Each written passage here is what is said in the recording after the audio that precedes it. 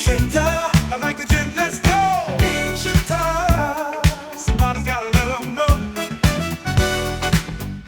Beanshooter, I like the gym, let's go.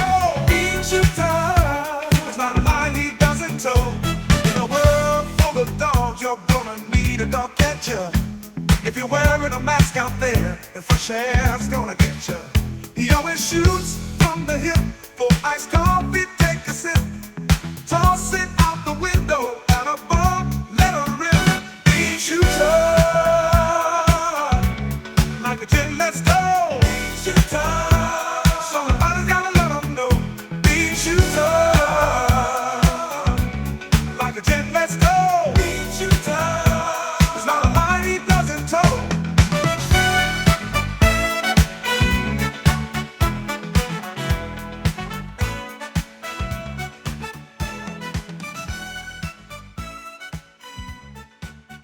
Are we rolling right now? 41. This is episode 41.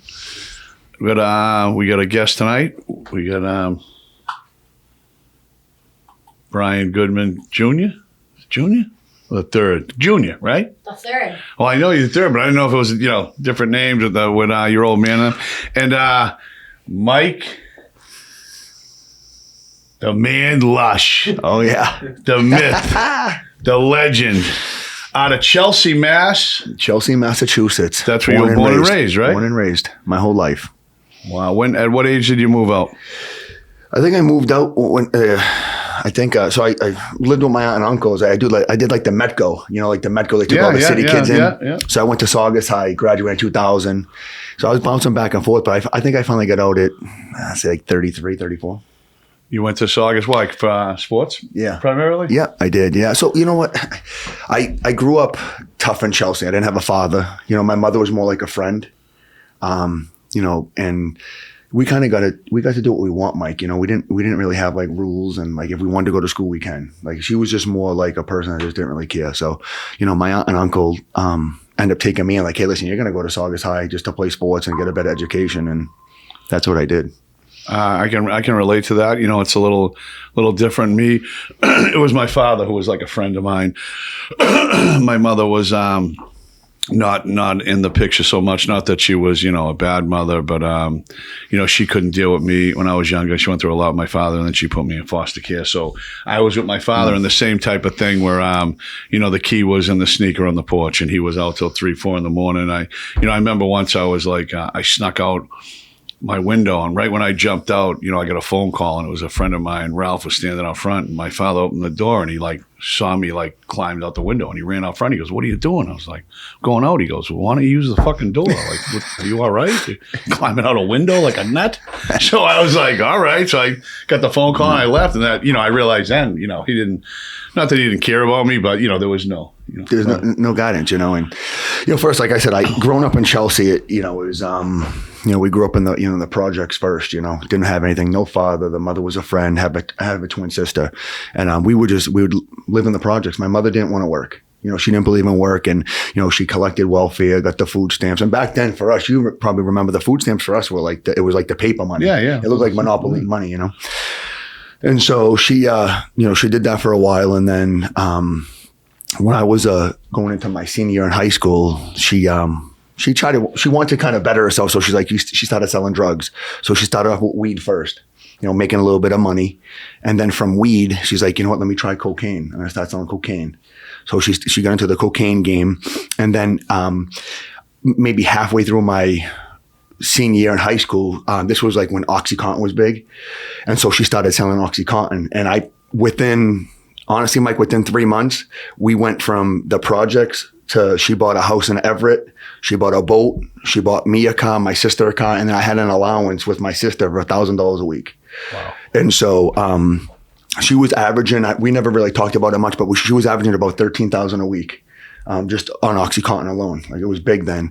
Yeah. And, I'll never forget it. What like was that, 99, 2000? 99, 2000, yep. So it was roughly around 2000. And, I'll never forget it. I never really said nothing, Mike, because I feel like my eyes kind of got green a little bit. I got greedy. Like I wasn't going to ask questions. As an 18-year-old kid, if you're getting $1,000 a week at 18, like what are you really going to say? So now she goes from that, and you know, so I go to college. My first year in school, I get a call halfway through the year. Hold on, where'd you go to school? So I got my first degree from Dean College in Franklin. All right. And then I went to Ohio State University, and then Really? and then I finished up at Leslie. Holy shit.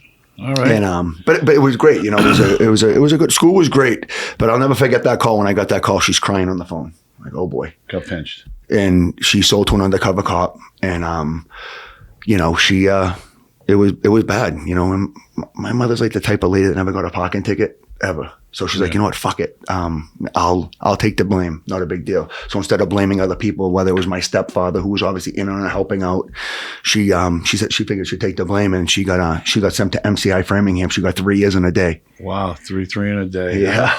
And Wow. it was not so like, so what they ended up getting her with, they got her like, obviously school zone was big, and then they got her with the amount of drugs that she had in the house and the amount of money they took out. So they end up taking out $285,000 of cash out of the house. I can't believe I didn't know any of this. I mean, I've known you for a little while. I had no idea any of this. So. I don't say it much. So yeah, they took out like $285,000, and then she had an extra $160,000 that she kept in the wall. Yeah. She like hit it, so they didn't find that. So when she went to jail, when she went to Framingham, she actually took it out the wall and gave it to my grandmother to hold. Good. For the year, you know. So until she got out, actually, and then but it was just a crazy life, man. Imagine going from, you know, like I said, not having a dad, staying out, to, you know, within a year having like my own place and like a house. You know, I have my own room now. You know, now I'm not sharing a room in a bunk bed with my sister. You know, having a vehicle. You know, having $1,000 a week. So it was crazy. I give her credit. It was a bad way of it was bad what she did, but she was trying to support her family. And yeah, 100%. You can only say that. I could never knock anyone like you know. that. So she got greedy. I mean, she was doing well, but it was like too well, and it was just like. For me, I can remember as you know, being an 18-year-old kid, the summer before going to college, before Dean, Mike, there'd be people. So, and you probably witnessed or knew this too. Like, so many people would come to the house, like all different hours, 2 a.m., 4 a.m., 8 a.m. And like if they didn't have the money, there would be so many like women or females, or even husbands, giving their wedding rings for like collateral, and like giving like we had a room filled with like just all different shit, laptops, rings, jewelry, like all crazy stuff, you know, knickknacks, like crazy shit that are like collectibles, just until they would pay, you know. And it was just like, I should have said something. I was just like, hey, $1,000 a week. How do you say no, you know? Yeah, of course. I mean, I was talking to a friend of mine today, Spiro, who got arrested and went to the feds, and he was doing great. At the time, there were times when I was doing good, and it's, you know, it's hard to turn away money. You know, when you know you can make a buck, and if something happens, you look back and go, wow. Like if something happened to me now and I did something stupid, you'd say, wow, you know, I had the sober homes, I had the small construction business, you know, I was doing a little podcast, you know. I was happy, I was fine, but no, I had to, and it's, you know, it's just how it is when you get, especially, you know, I don't know if she grew up poor, she probably did, but you know, living in the projects and you start making money, it's just hard to stop, you know? Well, it's, so about me, so my mother, so I'm actually Mexican Italian, and so my mother was born in Mexico City. So then from Mexico City, they moved to Laredo, Texas. And then from Laredo, when they were like 8 and 9, they moved to Chelsea. So like my mother didn't have, you know, much, anybody around, nothing, family, you know, nothing at all. So again, it's kind of like the situation that you talked about. You know, she had everything that she needed, but she just kept going and going. And it's like when it's easy money, and you know, she would, you know, she always told us everything. But when you're averaging like $13,000 a week, you're like, it's like serious money. Like for someone that didn't have anything in the beginning to have like $13,000 a week for, you know, 2 years straight, you're like, geez, you know. So What was that Mexican in her? That's right though. Yeah, I mean, she worked hard. I mean, she was a hard worker, but for the kind of the, you know, I mean, the right reason to help the family, but you know, she, and your father, no idea? Do you remember him? Did you ever know him? Yeah, I speak to my father now. My father's actually, really? Yeah, he's actually a retired police officer in the city of Revere. Really? Yeah. Wow. Yeah. So where did you get your, because I met you down M Street playing softball with Mark and Scotty and Brian and all those guys, and right away, you know, you're very big personality. You know what I mean? Oh, yeah. You're like, you know, you stand out in a crowd. I'll say that. And then I noticed like your athletic ability, your son's athletic ability, like everything, you know, basketball, baseball, and you play football. Like seems like everything you do, you're very skilled athletic wise. No, I appreciate that for sure. I mean, I do stand out a lot. I like to have fun. One thing my mother would always tell me is like, life's too short. So like I'm coming from a guy, I don't drink. I'm not in recovery. I might drink once in a while, like one drink maybe a year. I've never done a hard drug. One drug that I did do, I was 18 years old, and my sister wanted to try marijuana for the first time. Being a twin, I just didn't want her to do it. I was going to guess ecstasy. Yeah. So you know what? So I did it with. I was just going to blurt it out, like just to take a guess. I was maybe mushrooms. Yeah. Shrooms. But yeah, I smoked marijuana once, and when I was 18 years old. But I'm not a big drug guy. And, like I said, but I've been through a lot in my life, and I've seen a lot of people go through it. And sports really, like, you get to meet great people. Like everyone that I met in South Boston, like that are in recovery, they're unbelievable, and like, even though I'm not in recovery, I'm like them. I'm funny. I'm off the wall. I'm goofy. Like Lep. Yeah, exactly. Yeah. And we sleep the same way. Him and I sleep with our mouths open and everything. It's unbelievable. It's great, And but they're just great. They're great guys, and I lucked out. And one thing about those guys is like they'll do anything for you, And they took me in with open arms, and sometimes I could be a pain in the ass, sometimes, but being goofy. But majority of the time they love it, And I love being part of the Simpson Club, and I love being part of that. The community that is, trying to better themselves, and, just being in recovery. The recovery community is just awesome. Just hearing their stories. I was talking to Mark about it, that they might, I talk about my father in a lot of aspects. He's 82. He's the last of a dying breed. All the guys he hung around with, and his way of life and everything, like Mark's father, like Brian's grandfather. And, as it goes on. But I feel like Mark and Scotty and all those guys group that got sober, and they're like a last of a dying breed too. You don't see a lot of people, like whole groups of people and friends get sober. Now it's a lot of medicated assisted treatment, and people are on like aforementioned friend. You get people that are on this and that, and they're saying they're sober, and they're nodded out. There's not many people anymore that get sober. Like, I'm not going to toot my own horn and say, I'm clean, I don't do nothing. And, if you're on methadone, you shouldn't be, because, I say it time and time again. I had a friend who was on Suboxone. I told him, you don't need those, get off them. And he died 6 months later of a heroin overdose. I said, I'm not going to fucking preach to anyone, really, unless they're really asking me, or it's really bad and they're just so screwed up that I'm like, hey, come on. So, but it's, you don't really see it anymore, like how South Boston was ravaged by OCs, right? By that, and how so many young kids turned to the heroin and ended up heroin addicts, and getting clean and sober, and finding there's a better way of life. And I don't know, is it? Do you see it anymore? There's a lot of sober houses and halfway houses around, but you really don't see groups of people like helping each other out and getting clean and going to detox and going to meetings. Now I feel like it's just everyone here, boom, here, get on Suboxone, get on methadone, here's some Neurotins, you know what I mean? So definitely the easy way for sure. Like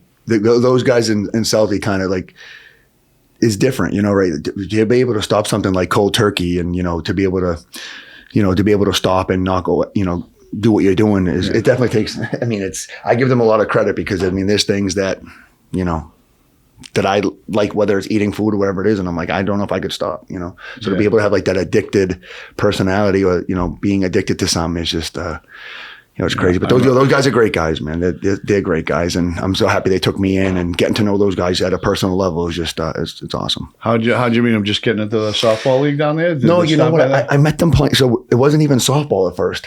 Basketball. It was basketball first. So we went over in South Boston, over like the old courthouse there. We played in a league once a week. But it's honestly, it's funny, Mike, because I played against them first. So I wasn't even on their team at first.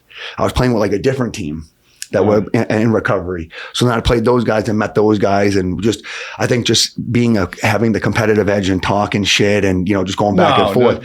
They loved it, I never saw that. I never saw that side of them.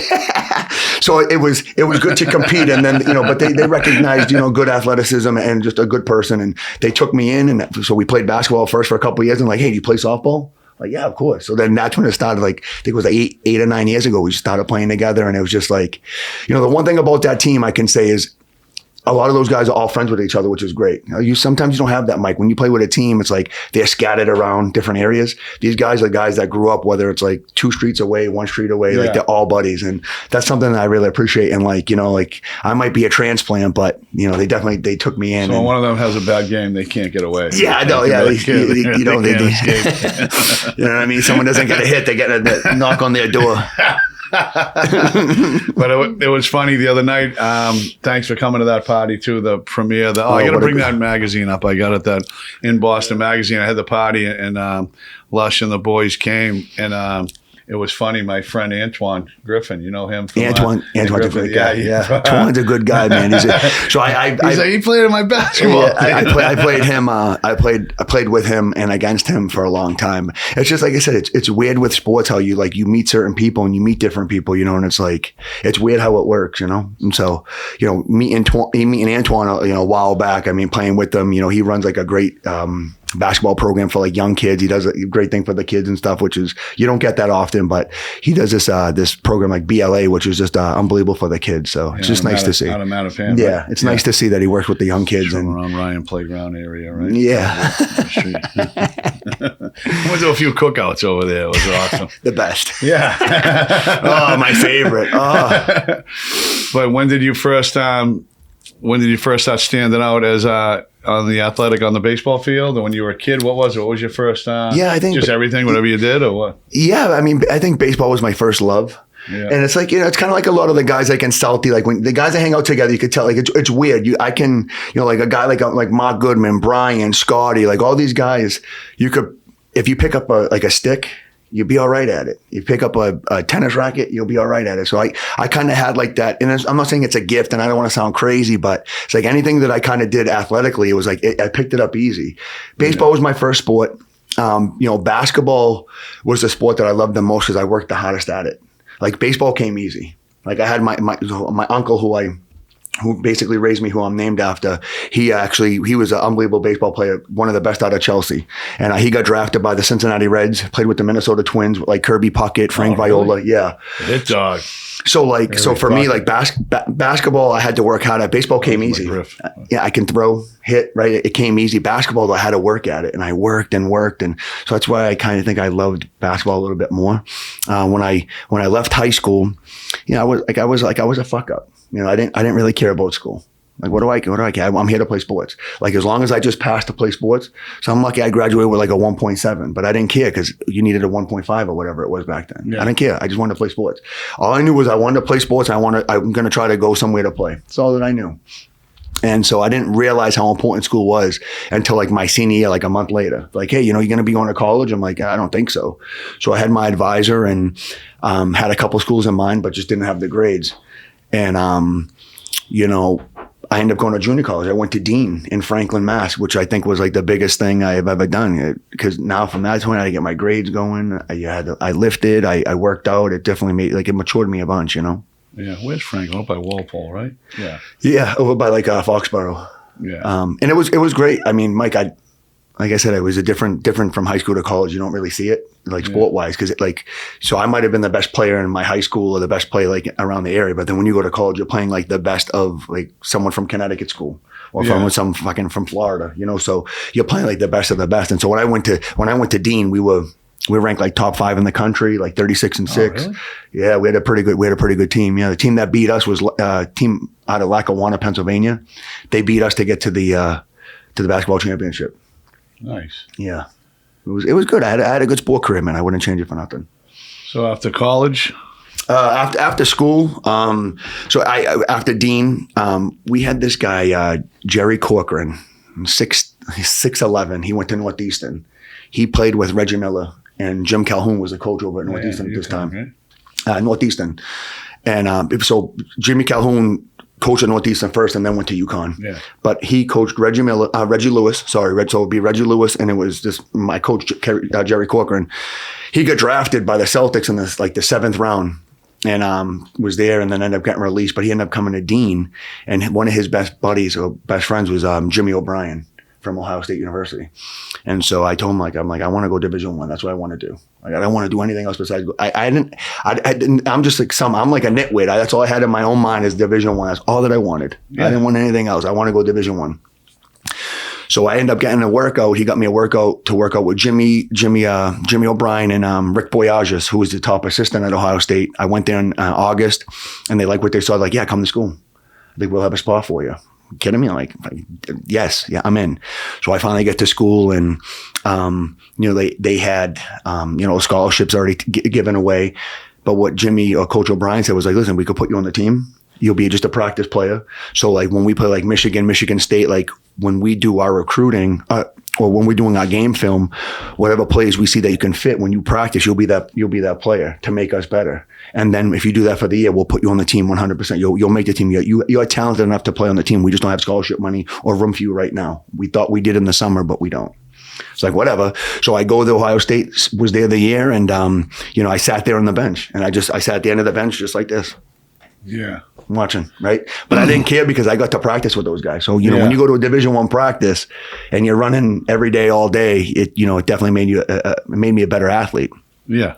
So then once that season ended, then baseball started. So I was there to play baseball. I wasn't there to play basketball. I just wanted to walk on and try to make the team.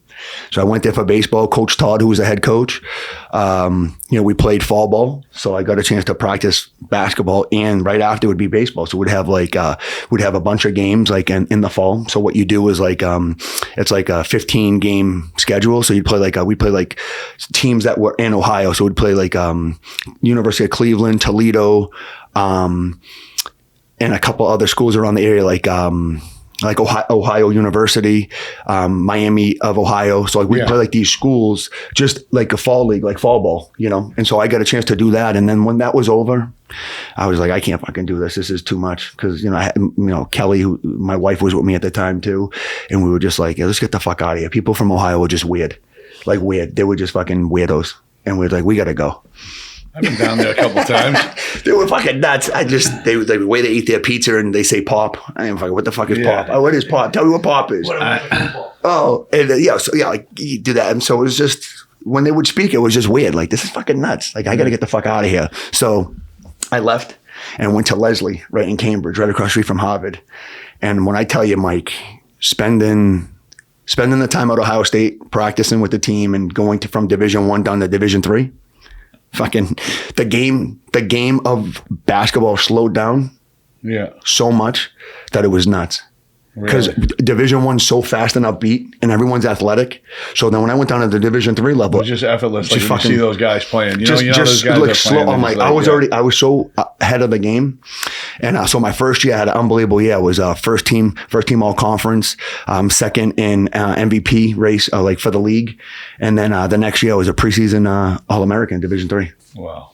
It was unbelievable. It was just, when I tell you the game slowed, it was just nuts. When you watch someone that can play basketball, on that level, D1 or going to the pros, and you see them playing, even games with other guys like, leagues like that, and you just see them, it's so effortless. They just glide. It's crazy. It's crazy when you see someone with that talent. It's like, obviously it's a lot of hard work, but it's just like, man, they're just fucking gifted. When you see someone like that playing like that, Especially when you get to that level, like when you go Division III, like you'll have like a guy that's like 6'5". At the Division III level, that's like a big man. Yeah. At the Division I level, 6'5" is like a guard. Yeah. And so just being able to practice and being there was just it was an opportunity for me to get better, which I used it. So then when, like I said, going to Division III, I slowed down. I don't think I would have had the 2 seasons that I had at Leslie if I didn't go to Ohio State. Yeah, of course. Yeah, sure. I wouldn't. And then, of course, obviously, baseball wise, Leslie was like an all girls school. So when I went there in 2005, the year before, they were all girls. All girls. So now you're competing with girls, right? And so of course I was married, had a kid at the time, like I'm all set, but it was just so funny. Like guys on the team are fighting girls to get girls.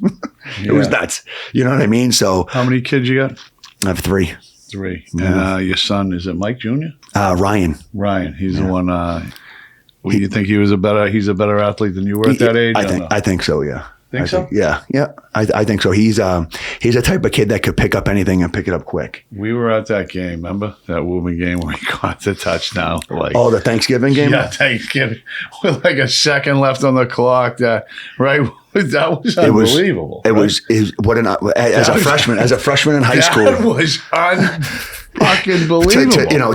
To go to Fenway as a freshman, down, 5 points with like 30 seconds left to throw a bomb and catch a 68-yard touchdown. You're like, what the fuck? Like, that was crazy. It was funny that you said that because like a lot of times like I'll go back and like reminisce, like I'll just be sitting around and like watching videos and like some of the videos I watched the video you sent or like Mark sent, and it's just like the guys that like the passion of screaming and cheering for him was just so amazing. Yeah. Like I watch it like the stuff that when you were cheering for him or little Brian or Mark or these guys were just cheering. It was like even like Rosha, he's a fucking freshman, and you guys would go like we had a good amount of people. You had Big Brian, you had Brian there as well raining, too. Right? It was like drizzling. It was cold. That game was over. No, you're talking. It was freezing, and for you guys to be there for him, that was something that was one of my proudest moments. Is I know that he won the game, but like to have my friends there to see that, like to be out there in the cold as well, because you could have easily said no, like, hey, it's cold, I'm not doing it. The only way that anything could have dampened that is like leaving a minute early or something. Just missing something like that, because the game was over, right, for all intents and purposes, right?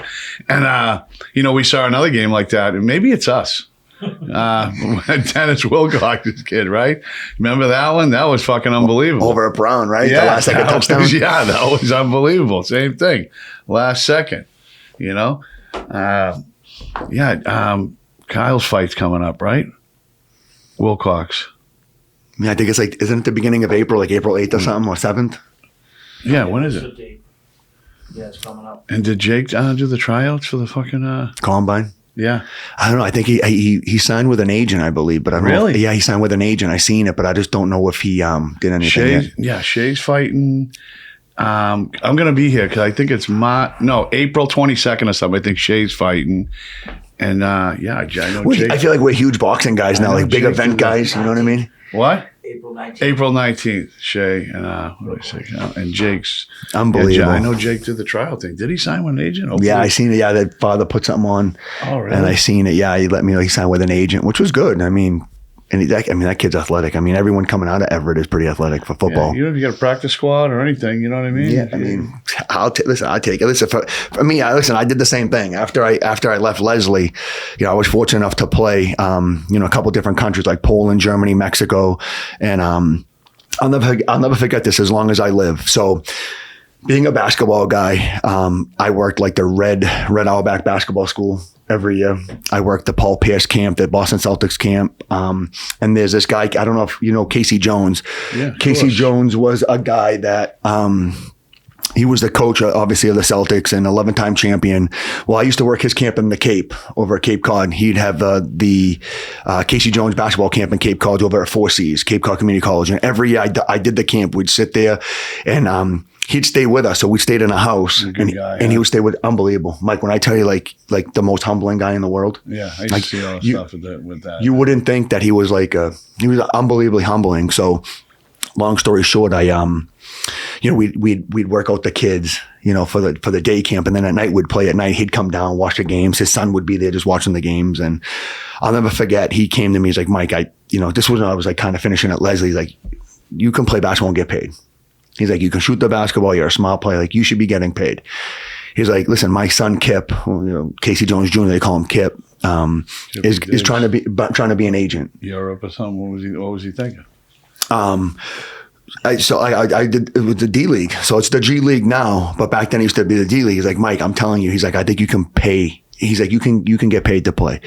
So I'm like, yeah, if your son wants to work with me, I appreciate how much do I owe him. He's like, listen, don't worry, it'll be on me. You'll be like his first guy. Don't worry, he's just getting into it. So the son and Casey Jones, who's like 100 years old at this point, unbelievable guy. Like they find that, the NBA has like a combine. Well, the D League has a combine as well too. And this was in Atlanta. He's like, Mike, we got a combine in a week. Can you go to combine in Atlanta? We'll take you down there. We'll fly you out there. We'll go with you. What year was this? This was 2008, right after Leslie. And I'm like, I'll go there. 100%. So I go down and, you know, you go in with everybody, everyone's there, they got the jerseys and like the numbers and all this stuff. And I'm just like a regular guy. And I'll never forget this as long as I live. So I'm sitting down like in a chair and I'm putting my sneakers on, just getting ready to go. And so now Casey Jones and now his father walks in. Now, of course, Casey Jones, like, you know, is an NBA guy, you know, so everyone flocks to him. Like, wait, what are you doing here? He's like, oh, we're here to represent a guy. I'm like, wait, who? Like, who are you representing? So he points to me, and as I'm sitting down, I see him like point over to me. I shit you not, within 5 minutes, I had like 7 head coaches from like the Erie Bayhawks, the 76, the 96ers, all these different teams, the Bakersfield Jam, all come to me and goes, oh, can we get your height, my weight, my shoe size, my cell phone number, and like where I went to school. No one didn't want to say a word to me in the beginning. No one wanted to say a word to me. I'm just like a regular Joe Schmo, right? Boom, boom, putting on the sneakers. Soon as they said, oh, that's the guy that we're representing, he's right there. Fucking everyone came flocking over to me, like wanting all this information. Unbelievable. So I'm like, okay, I guess. So it's a 2-day combine. I have a great combine. Couple dunks, threes. I felt fucking Mike at this point. Like I was like, I left Ohio State. I just had finished Leslie. So like the legs are feeling great, right? I'm dunking, hitting threes. I just had a great combine. And a bunch of coaches like, yeah, we'll reach out to you. We'll let you know.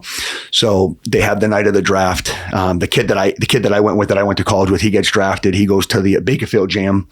And then at my time, obviously I didn't get drafted. Like, what the fuck? You know, but boy, we're not a big deal. But like 2 hours later, I get a call from the coach from the Erie Bayhawks. Mike, we didn't draft you, but we loved what we saw. Can you come to vet camp? So basically what they do, you get drafted, but you also have like a veteran camp too that you go to.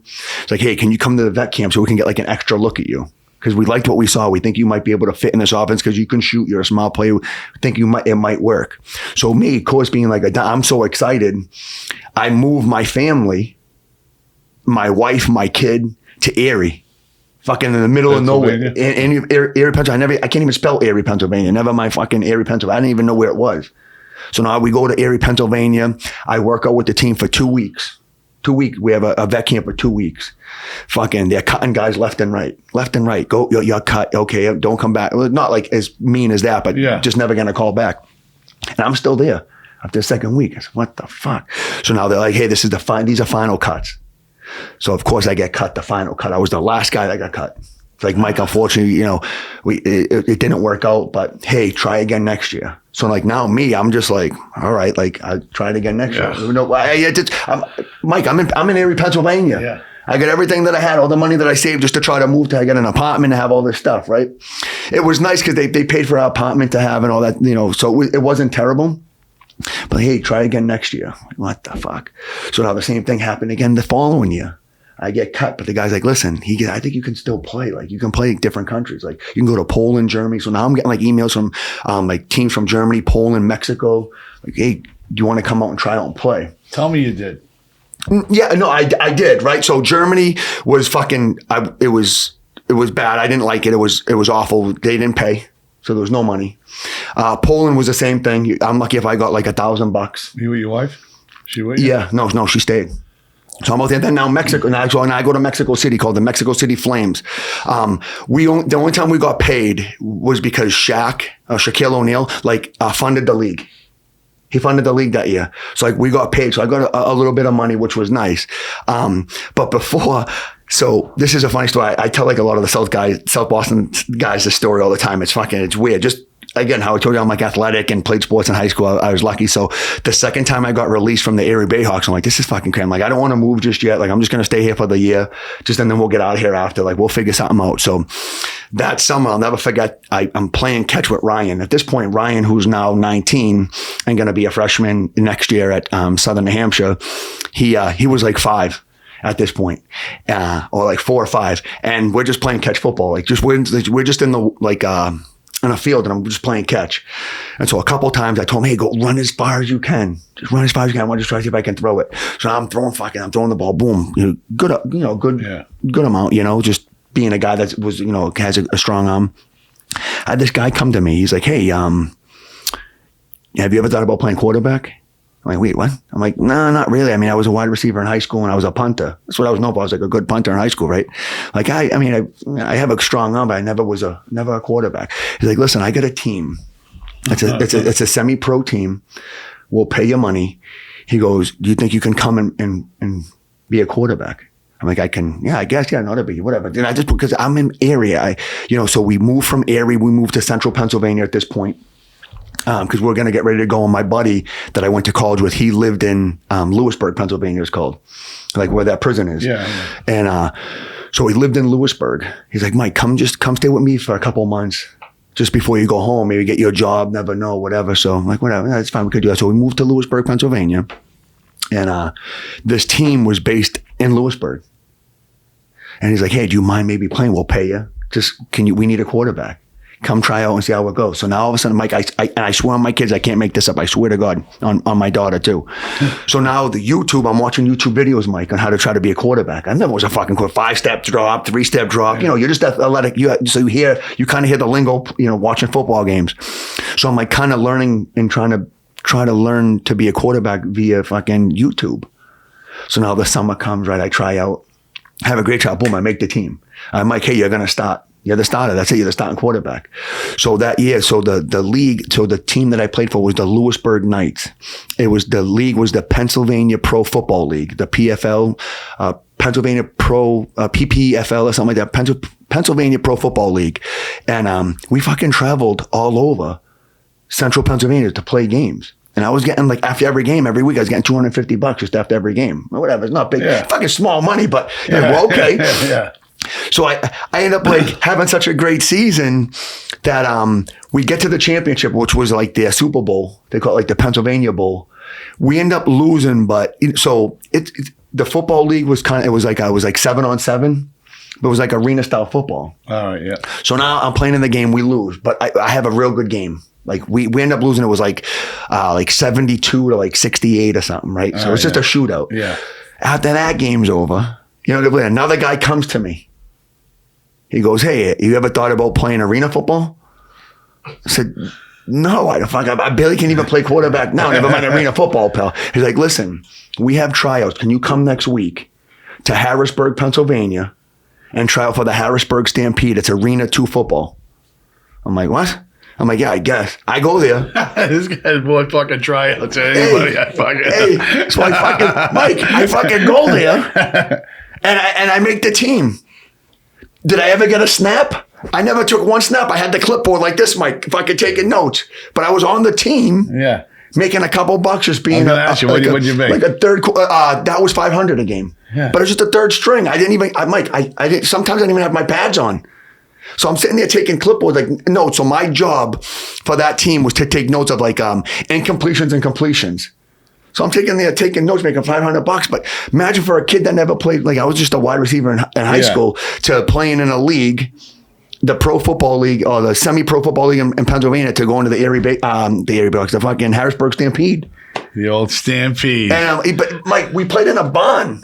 Like there's a fucking barn. You're in a barn playing. The crowd, out in central Pennsylvania, there's Amish everywhere. Yeah. Fucking Amish coming to the game with the horse and carriage. Really? Yeah. They go to the games. Oh my God, so going to the games. So you get the horse and carriage and the fuck. It was just something I never experienced. I was like, this is fucking unbelievable. I've seen them traveling when I used to take the trains to California and stuff. You'd see all them. Oh, but you see them all the time. So so like Pennsylvania. I found out a lot about like the Amish and like the Mennonite community because, we had friends that play football that were like, Mennonite, and where are they from in Pennsylvania? They pronounce it different than how we pronounce it. What is it? Where the fuck? What part of Pennsylvania? Lancashire or something? No, Lancaster. Yeah. Lancaster, Pennsylvania. Yeah, they pronounce it Lancaster or something. Yeah. So I went to Lancaster, like we had a football game in Lancaster when I was with the semi-pro team.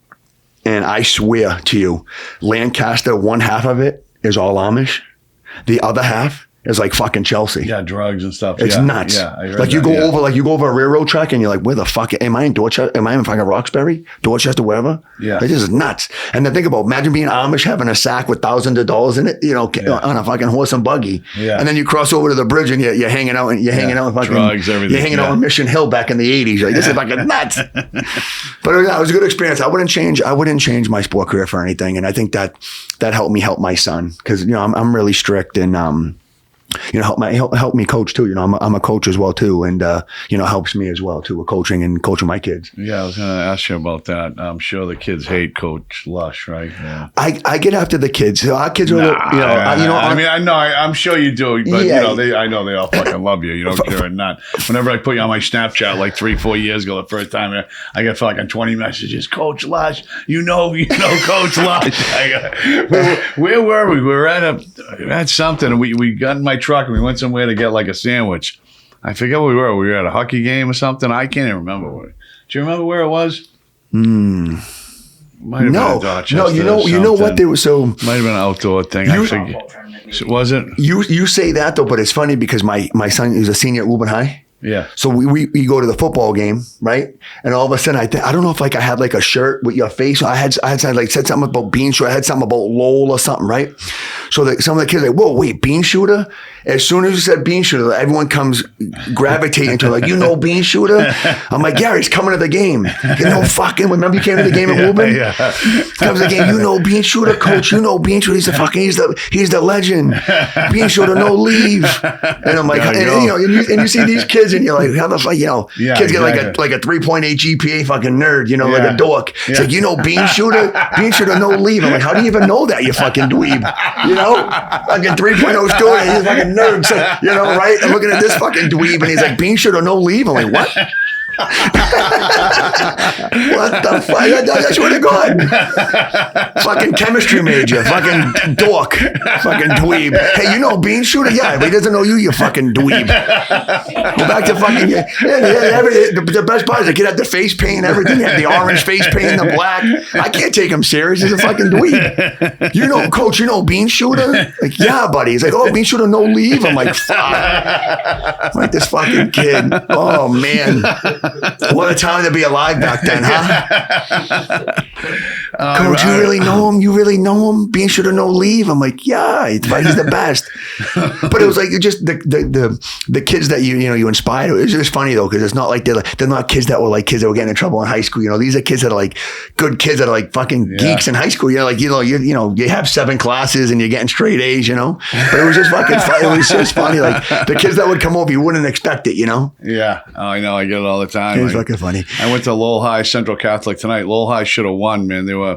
Central Catholic jumped out in front and then played good D all the way down, but a lot of turnovers, a little sloppy in the end. Like they held Central Catholic for like 3 minutes, I swear, without a basket, and then they tied it, and they just couldn't. Yeah, they couldn't fucking seal the deal. They were a little sloppy in the end. It fucking sucked, but should have won. Should have won the game. It's funny that you say that because we played Low Catholic in a tournament because I coach at Chelsea High School and in basketball and baseball, and we played Low Catholic in a basketball tournament. It was called the Spartan Classic. It's in Lynn.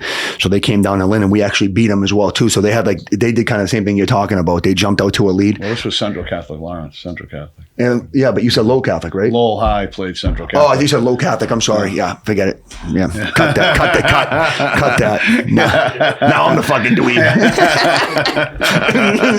I remember I was at, it might have been, way off. Might have been the Salty Slap Fest or something. And it was, Brian was there and everyone, and this coach come up to me and he was with these kids, and I swear to God, they were like 10 to 12. I mean, maybe 13 or 14. And he's like, will you take a picture with the kids? They all love you. And I'm like, what the fuck? Because I used to put wild shit on Snap back then, I've tightened it up, but I was like, I used to put, and I'm like, what? And he's like, yeah. And this kid looks up at me and he was small and he goes, Beanshooter, you're an inspiration. And I was like, oh my God. I go, there's fucking hope for the future. Then this kid come over and he's like, Mom, and I had some like Beanshooter shirts, and he go, Mom, can you give me a shirt and this and that? And one kid's like, I got $7. I was selling like 35. Yeah. I was just like, yeah, kid, like, what do you say? No, you know what I mean? Like, but Beanshooter, I had $7 and a swipe of my food stamp card. Help me out, will you? And a few times, that time, I remember another time at the Golden Gloves in Lowell it happened. This time a kid with his father, but the kid's like, Mom, will you take a picture of me and Beanshooter? She's like, well, who is he? And he's like, yeah, he's Beanshooter. And she's like, who is he? And I'm just like, I'm like, I'm nobody, I'm nobody. I don't know. At that point, you're like, no. I'm like, what do you say? No, I don't. It's kind of hard to explain. So she takes a picture and Another time it happened in the Golden Gloves. The kid was like 13, 14. He's like, Dad, he's like, who is he? You know, and the same thing. I'm like, oh, nobody. He's like, Dad, you wouldn't understand. Can you just take the picture? And I'm thinking, Dad, you wouldn't understand. You're not going to understand. If you see his videos, I'm telling you right now, you know, you're not going to get it. But you know, it was just funny. Like I said, that day in Woober, man, when you walked up to come, you know, support the son, you know, like all the kids that ran over to you, it was just a funny thing. You know what I mean? Like, yeah, you felt like screaming. Remember, he was screaming and like, Beanshooter, are you kidding me? Like, do you really know him? Like, yeah. Like, guy, Beanshooter, no leave. I got the tattoo right on I got the tattoo. So back to Ryan, Southern. What is he? Manchester. Where's that? No. Manchester. Yep. All right. Yeah. So Ryan was, you know, told you I was tough on the kids. You know, Ryan I was tough on because I could see that he was going to be a good athlete and stuff. And you know, his last year was like a big year for him. His junior year for baseball, I mean, he batted almost 500, like 44 hits, like 30 stolen bases. He like led the state in like steals, hits. Like he had a pretty good season, you know. And they went to the Final Four. They lost to Milford, 3-2. But that year was big for him. You know, he did like a couple. He went to a couple like tryouts, a couple workouts, like with this company called Perfect Game, and they're pretty big with baseball, you know. And he went there, and they rated him as like the number one shortstop in the state of Massachusetts, and the 12th best player in the state. Would you play? What did he play? Would you play? I played short as well. Okay. So I played short. So when I was a dean, I played short and I was a closer. And then when I got to Ohio State, I tried to pitch and they're like, yeah, dude, 91's not going to do it. So like we had guys like throwing 96, 97. And I'm like, yeah, because when I went to dean, I was like, 91 is pretty good. Yeah, you know, the junior it's a big college. difference. Yeah, I'm 91 and 98, 99. Junior college, you know, I'm only a junior college guy, you know, so, but yeah, I played short and, you know, it's something that he wanted to do too. And I pushed him and he's like, yeah, listen, I never forget this conversation when he was 10. He's like, I want to go to college and play college baseball. He's like, I want to get drafted and get paid. Will you help me? Whatever you say, I'll do. And he stuck with it. And like, there's been times, Mike, we'll go out and it's raining, pouring rain, and we'll field ground balls, or like we'll go hit. So from 10 years old until like 15, I just worked with him every single day. And then his junior year was great. He had a bunch of schools. He had like Bucknell reach out. He was going to go to Bucknell, but it was in Pennsylvania, Lewisburg. And I'll never forget Coach Glavin, Mike Glavin, came out to Woburn to meet with them at Northeastern. Yeah. But that didn't end up working out because they wanted they're going to just take a lot of transfers because the portal's like completely different now. It's like kids are leaving school and the portal's so big that coaches are taking kids from the portal and not like high school. So Ryan's class up to 2025 is, they fucked him a little bit, you know? So he had a bunch of different schools, but the school that he loved the most was Coach Shank over at, you know, at Southern New Hampshire. And they gone to the World Series the last 3 years in a row. Oh, really? And they are ranked right now 3rd in the country, Division II baseball. Oh, nice. Yeah, so it's pretty nice. So not that far from me. I mean, Manchester's a little bit. You know what I mean? Like I'm in Lowell. It's not New Hampshire's right. It's like Pelham. Yeah, it's right over the border. Yeah, yeah. Manchester's a little bit, but not too bad. So we went up there. We did like a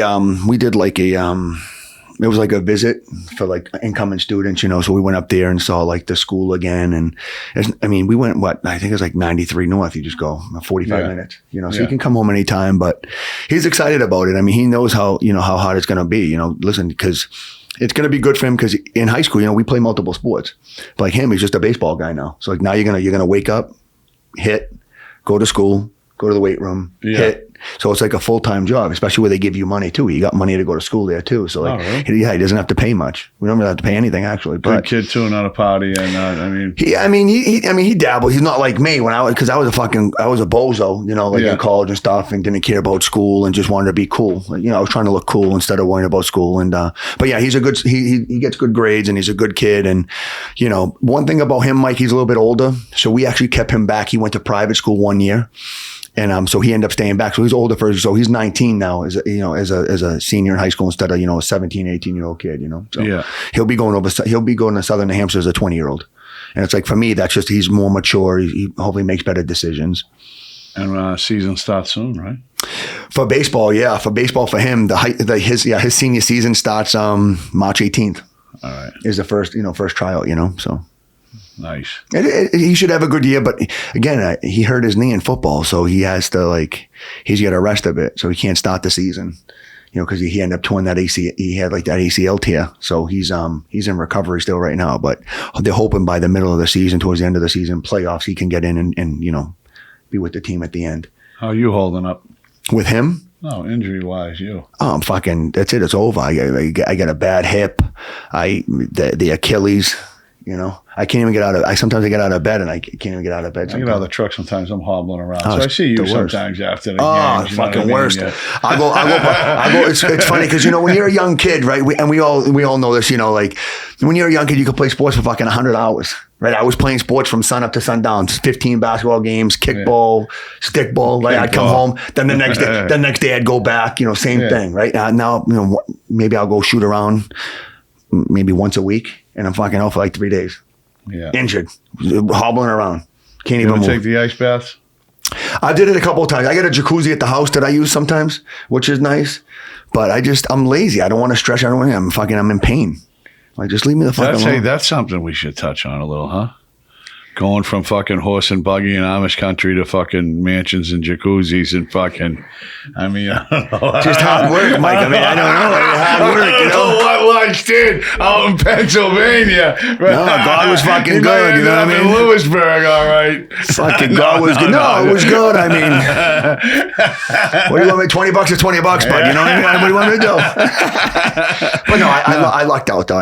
For a kid like you said, a kid that didn't have any parents. I could have gotten to some crazy things, and I seen some crazy stuff too. But sports got me into the right direction, And like I said, I met a bunch of great people along the way, and it's just unbelievable, Like I said, I could have been a bozo, and thank God I wasn't, I never would have guessed you had any Mexican blood in you, and obviously the height comes from your father's side. Yeah, the height comes from the Mexican side is crazy. I'm going to be honest with you right now. I'll tell you right now. You get your mother's, So I am unbelievable at cutting grass. I'll tell you right now. I'm unbelievable. Listen, the lines that are straight, because that's the Mexican side. So I'll paint at your house and I'll cut the grass. I'll edge.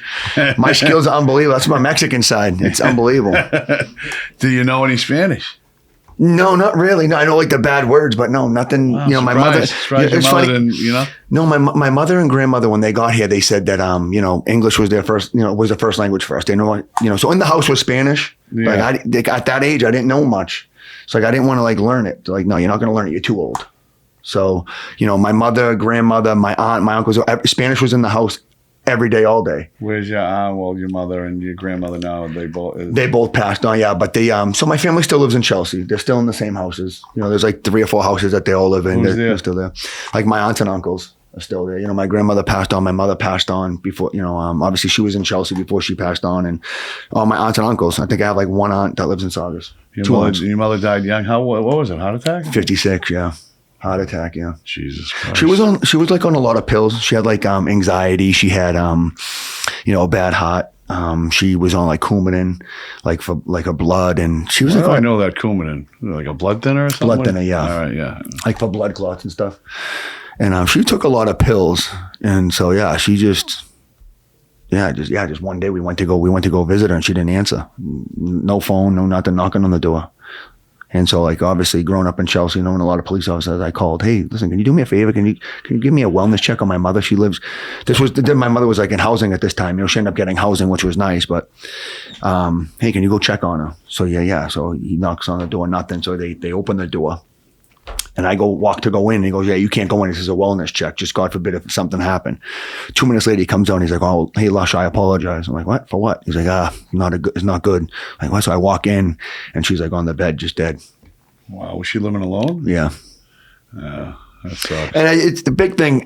We don't really talk about it much, but so my stepfather was the guy, I think, that set my mother up. No. I think he got pinched, and he set my mother up because when my mother ended up going to MCI, like a month later, he divorced her. Good thing you get that money out of the wall. Yeah. Did he know it was there? No, my mother kept it from everybody. Yeah, it was just like her own little stash. But imagine as you go to someone's house, like, so as a young kid, you have a vehicle. My vehicle got taken so everything that was under my mother's name, boom, taken. Yeah. So the only thing that they got to keep was everything in my stepfather's name, the scumbag. You know what I mean? The house, the boat, his truck. And then he's like, oh, the kid's car's put in your name. Oh yeah, hey, this you can put in your name. The jacuzzi, hey, put this in your name. So everything that was in my mother's name got taken. taken, except his stuff. And then all of a sudden now, like a month later, you divorce her. Yeah, all right, dude, go fuck yourself. So, what a maggot. and he's like still in the house. You know what I mean? Fucking weasel. You know? So, Really? yeah. So when she got out, she had nowhere to Nowhere to go. She lived with my she lived with my grandmother until she got a proof of housing, which was like almost 2 years on the floor, like on the floor. Yeah. And I was the same way. Like people don't understand. Like when someone tells you, like, oh, like I sleep on the floor. Like I'm telling you, I slept on the floor. Yeah. Like I'm telling you, like so, like my grandmother had her room. My mother was in the next room. Had like a mattress on the floor. And then for me, I slept with my grandmother on the floor. So my grandmother had the bed, and I was on the floor next to her. Yeah. Like, and I can't make that. Like I wish I can sit here and say that's not the case, but I slept on the floor. I didn't have a mattress. I was a college student. Like I was like kind of in and out for the summer. And she's like, I'm not getting you a mattress. If I can sleep on the floor. So I slept on the floor. That's the worst. You know what? I like sleep on my sides and my hip bone and my knee. I can't get comfortable on the floor. Some people can sleep like, oh, it's tough. It's tough for me to sleep on the floor. And but you should see where I sleep now, Lush. I got to get you up there to shine Was the it at wall. the upstairs Yeah. to the dad's bedroom up Yeah, the to the stairs? dad's bedroom. That's what I heard. The dad's bedroom to the stairs. I heard it's a secret door. You got to knock 3 times and fucking. If you knock 3 times, you give the I password. got to put a fan on because my father's snoring. He's like my cellmate. You know what I mean? It's like, But so when someone tells you like they're living hard times, you know, you're You like, fall asleep, right? oh. Fucking Christ. Mark, I'm coming to get you. Where are we going? We're gonna go, you know, so Mark calls me, right? Mike, let's go fucking, you know, so we're like, I think this was like Pennsylvania. I think it was, right? Pennsylvania. We're gonna go to Pennsylvania. We're gonna go surprise the guys because they were in a tournament. At this point, I had like the Achilles was fucking ruptured. I was so all, when you guys are going on the river up there and it's freezing out? no, that's Vermont. That's Vermont. That's Vermont. But so we go up to Pennsylvania and like me and Mark, like we decided like fucking at like midnight. He goes, you want to go take a ride? I'm like, fuck it, What let's he do does, it. he rolled us up in Lowell the other day out He's of like, nowhere. He's like, you want to take a ride? I'm like, what do you want? He's like, let's go spy on the guys and we'll just surprise them. I'm like, fuck it, 12:30. I'm like, yeah, I'll do it, whatever. 7-hour drive, whatever. He'll stay up with me, no big deal. Mike, if you drive, I'll stay up. I swear to God, I'll stay up. Right? Up and down, Bean, right? Mike, I'll stay up. We'll listen to music. I get there.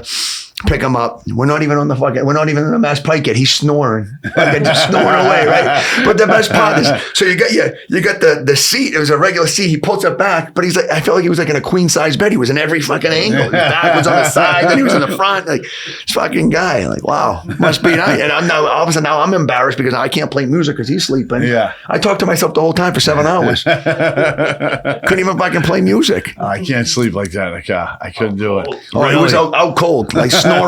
And right, so now I feel bad, right? Because I don't want to wake him. I don't even play. I'm talking to myself in my head. I'm going over fucking everything in my head. Like, what a scumbag. I'm such a scumbag to myself, man. I'm talking about the shit that I did as a kid, like I'm a fucking idiot. Like no one else is going to listen but me, so. But yeah, that was funny. You got 3 kids. What do your other kids now? What do you have? Nolan, 13, and Madison, 11. All Nolan, big basketball guy. So he plays baseball, football, and basketball, but basketball is like his thing. And then Madison. He's tall too? No, he's a midget. He's got the mother's height. He's a fucking poor prick. He's a midget. Huh? Yeah. I got my mother's fucking. He's the poor. He works hard though. But like one of those kids. You ever see like a short kid? You play a sport, but he works hard, but because he's short, dog. he's just short. Yeah, you know? yeah. So he is a dog. I hope he grows a little bit. Got a little bit time left, but big basketball guy. And then the daughter does like makeup. She's like into like makeup and like, cleaning her face and like doing tutorials. Yeah. So now she's like doing the tutorials, like she's doing like tutorials like on like makeup and stuff. I'm like, fucking enough. Well, you can take the makeup and put it in your thing and beat it. Yeah. You don't want them with no makeup. But yeah, I'm like, I'll creep in, right? And she's talking. Who the fuck is she talking to? No one's even here. It's 11 at night. It's 11 at night, right? School night. You should be in bed. Go to bed. Yeah. Like, who's she talking to? I'm looking, she's got the light like this bright with the makeup and the eyebrows. And she's got the mask on. It's 11:30 at night. You got school in like 4 hours. Can you please go to bed and take the mask off? But then she'll put it on, and she just loves it, So it's like she's good at it. So it's something that she does, But I mean, it's great though, right? That like how you lived when you were a kid. That your kids are fortunate. You're a good father, and you're good parents. You and Kelly, you're a good mother. You know what? You gave them a good life. Yeah, I mean, think about what we did being when we were kids. I was running around like God knows doing what. I was out and about. I never went home. I was thinking of today. I went home. I was in a place, Elliot's Hot Dog. And I'm looking down this alley, and they're doing work, and they got these booms in the alley. And there used to be an arcade in front of it called the World of Games. And I used to go down there and sell mescaline and acid, and I'd be tripping out. 12, 13 years old, and I used to sell joints. And I remember this Spanish guy asked me for some joints, and I went behind the thing, and I had a bag with like 50 joints. He's like, give me 3 for $5. And I pulled it out. When I opened the bag, he snatched it out of my hand, and he just took off running. I remember I was just scumbag. like stunned. You know what I mean? I was like a little kid watching this guy run away with my bag of joints. Probably a Mexican, a piece of shit. Yeah. Probably my uncle, a fucking scumbag. He got me, you know what I mean? He got you good. Let me text him, actually. Yeah, he got him. Hey, got him. Like 1982, you know what I mean? I remember it like it was fucking yesterday. You know, like, that motherfucker. Fucking Julio got you good, huh? Coke bottle Fucking glasses. Pablo got you good. But I was just thinking of like my daughter, she's 16 now. She's a little high. I mean, I have a son who's 35, but just thinking about, my daughter when she was 12 or 13, like what I was doing out, in an alley, selling, getting beat for a bag of joints or whatever. Yeah. Like, we're definitely fortunate. I mean, there's things that, that we did as kids that we went, like, taking a bus, transportation. I'm fucking 13, 14, taking the 111 to over the bridge to go to like Haymarket. Yeah. At like 12. My kids hadn't even went on the bus their whole lives. They never went on a bus. You know what I mean? So it's kind of like, it's different for us. Well, I used to jump in taxi cabs everywhere, jump out and run, not paying when I was a little kid. You know what I mean? I can remember I was 12. I got in my first gang at 12. We're called the Junior Rebels. So like, like the UNLV Rebels, you had to wear like UNLV fucking running gear. rebels. Yeah, the running rebel. You had to wear running rebel gears in Chelsea. So you commit little crimes. You know what I mean? Breaking into cars or like you saw like one thing that like a lot of kids doing, like we'd take like rims. Take the rims off the cars and just stupid shit. But like those are things that you did. Like my kids, they couldn't live. They couldn't live like that way that we lived. There's no way. I mean, I was out all night. I literally from sun up to sundown. I spent a few nights in Chelsea, Hotel Stanley. Do you remember the Stanley? Yeah. Yeah, I spent a lot of time. Remember King Arthur's? That's long, yeah. King Arthur's was fucking unbelievable, huh? But the Stanley, that was a real... It was, King Arthur's. I lost my virginity at 11 and a half. I'll never forget. It was a great summer that summer. I was 11 and a half. I lost my virginity. I was finger blasting this girl in the bathroom. King Arthur was fucking beautiful. I became a man that night. Became a man that night, you know what I mean? I always tell people back in the day, and there was a pharmacy in Chelsea. I think it was Bellingham Square. Yeah, near like a McDonald's. Yep. And you couldn't get needles back then. You had to know a diabetic, and they'd sell you some, and the pharmacies wouldn't just sell them to you. And I remember like that Oscars pharmacy in Chelsea, you'd go in there, and someone told me, just go in and tell the guy, like, however many you need, just say, if you need 2, just say, I need 2 from the back. And I remember the first time I went in there, I'm in line, and people are getting stuff, and he's like, can I help you? And I'm like, give me 2 from the back. He's like, and he just went and he come back, he had a paper bag, he hands it me, he goes, that'll be $10. And like, I looked at those 2 gizzies, I was like, man, that pharmacy was like the coolest thing, you know what I mean? That pharmacy was right in the corner, right in Bellingham. It was there for 100 years. I can go in there, steal candy, fucking scumbag. I was stealing candy, right? I should have said 2 from the back. Yeah, You give me 2 fucking, 2 fucking Hershey bars. You should have asked for 2 Imagine from if I the... said, 2 from the back. Buddy, what? A couple of fucking I just fucking was needles. here 2 weeks ago. I stole candy, fucking prick I was. But give me 2 from the back. Give me 2 fucking Twix. All right, so who you coaching now? So I coach Nolan, but right now I'm the head baseball coach at Chelsea High School varsity. Which is nice. Really? Yeah. I didn't even know that. Yeah, I'm going on my 7th season. Oh, that's fucking I've awesome. been, yep, it's Mike, it's unbelievable. It's, when I first took on the job, Is there many, not to be a joke with that, is there many white kids on the team? One. Actually, no. Mostly Spanish, one, right? Yeah, mostly Spanish. Mostly Spanish, yep. Mostly Spanish kids, but you know what's fucking absolutely crazy? And this is mind-boggling to me, is like all the Spanish kids that we have, and I'm sorry for saying this, but they don't really play baseball. Really? I mean, you think Spanish is like, baseball. It's well, a like big, Dominican. But those are a lot of Guatemalans right in Chelsea now, right? Yeah, Guatemala, but I have some Dominicans. I have Dominicans that can't even catch fucking Corona. Yeah. Couldn't catch a cold and flu season. My friend used to say couldn't catch a cold and flu season. These kids can't catch Corona, Mike. We'll have a practice, right? This is when I first got there. I mean, they're better now. We're getting better, and I give those kids kudos, because they come from a tough life too. And but the first year I was there, I'm like, guys, come here for that. I bring them in. Listen, hey, we're gonna go to left field. Let's go. Hey, we're gonna sprint out to left field and we're gonna catch some fly balls. Let's go. Come on, move. The kids look at me and go, Coach, where's left field? No. I swear to God, I'm like, how the fuck are you Dominican and you don't know where left field is? And the best part is like, so I have an assistant coach, but I got a translator as well. Yeah. So these kids don't understand what the fuck I'm talking about. So I'm screaming and yelling there like this, looking at me like a weird nut. Yeah. So then obviously I have to stop. My translator get to fucking speak, right? Yeah. So like I have all these thoughts in my mind, but I can't get it out because the translator, he just fucking goes sentence by sentence. So I'm like, guys, what the fuck? And then he'll be like, guys, blah, blah, blah, blah, blah. Like, you gotta play better. Da, da, da, da. It's like, I want to get all this shit out. I forget what I say because I'm so furious that I have this whole big paragraph, but I gotta go sentence by sentence. So then I end up fucking forgetting what I'm saying because the translator doesn't move fast enough. Yeah. We gotta do something about that. So we're good. So we're good now, though. I mean, last year we won the most games we won in 15 years. They won 7 games last year. Awesome. So it was unbelievable. So we went from Mike. We started when I started 7 years ago. We couldn't even finish a game. The teams were beating us 25-0, 22-0. Mercy rules. So like, we couldn't even get out of innings. So the umpire's like, listen, here's 3 outs. Chelsea, go hit. So we went from that to now the first year. Then the second year we got better. We were finishing games.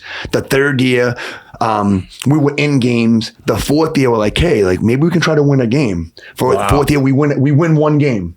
Then the fifth year we win 4 games. And then last year we win 7 games. So it's kind of like, to go from not knowing where left field is and can't finish a game to winning 7 games is pretty big for the kids. And for me, I'm a little bit different. I ride the kids, but we're teaching these kids from Chelsea the way of life. Like, I don't care about baseball. Sports, man. You know what I mean? So I don't care, Mike, I'll be honest with you. I don't care about wins and losses. I care if you graduate and you get a job and you become a better young man. That's my goal. Yeah. And so right there, we have plenty of wins, so, Yeah. but, I was going to say, when you start finally winning 7 games, then you lose a few seniors. It must be like, fuck. Oh, so, but it's good because we only had 1 senior last year.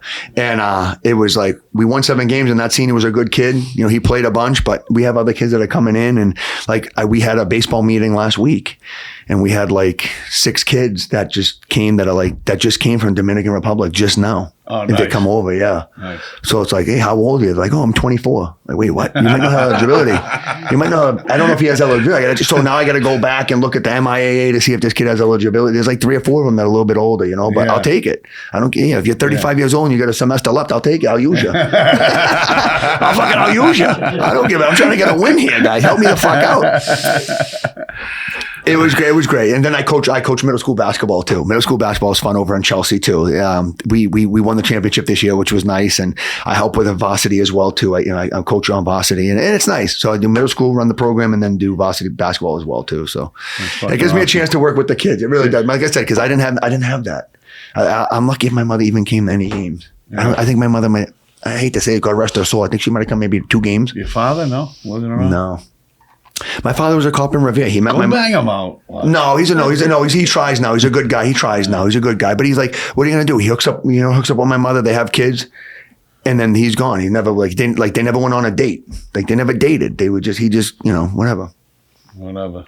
But he's like, he tries now. You know what I mean? Like he tries now, but he's just get his own kids and his own family. And how old is he? 70, 74. Still a cop? No. No. He retired. He had a heart attack on the job. I guess he was fucking a girl he was fucking this lady in the cruiser, and he got a heart attack on duty. I wouldn't mind dying like that. So yeah, they say that's how Patriarca died. You ever hear that? The mob boss out of Providence. He was fucking her in the cruiser, and he had a heart attack, and he kicked her out, and then he obviously went on disability, and he retired. So no, he retired like in '93, I think, 1993. You look like, is that his brother? No, that's just different. That's my uncle Mike Lush. Oh, that's the baseball. But yeah, my father's just like that. So my father's last name is Fusco. So I didn't take my father's last name. I took my mother's last name.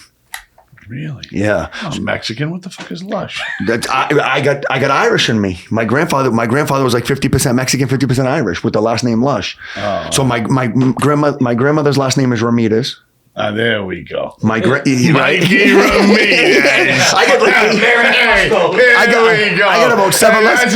That's what we were trying to get to the bottom of. So it's Michael Lush Fusco Ramirez, and it works. I mean, so sometimes I'll use like Ramirez if I'm in Chelsea. Yeah. If I'm in Southie, I'm Michael Lush. Mikey Ramirez. You know what I mean? If I go to the North End and hang out, I'm Michael Fusco. The Night Stalker, Michael Ramirez. So it gets me good. So I get to use 3 different last names. It just depends. If I get pulled over, it's Mike Lush. Lush. Right? Yeah, 100%. But if I'm down having a good dinner, you know, at the North End, it's Michael Fusco. Yeah, you know what I mean. But then if I'm in Chelsea coaching, hey, Miguel, Miguel Ramirez. You know what I mean? So it works out. It gets me where I need to be. But yeah, no. So I took my mother's last name, and you know, my father, like I said, he was never really around. My father didn't move to this country until he was like 22. From where? What do you From mean? Italy. Oh, really? He came here from Italy. He moved here when he was 22 years old, and then at 24 he became a cop. Jesus.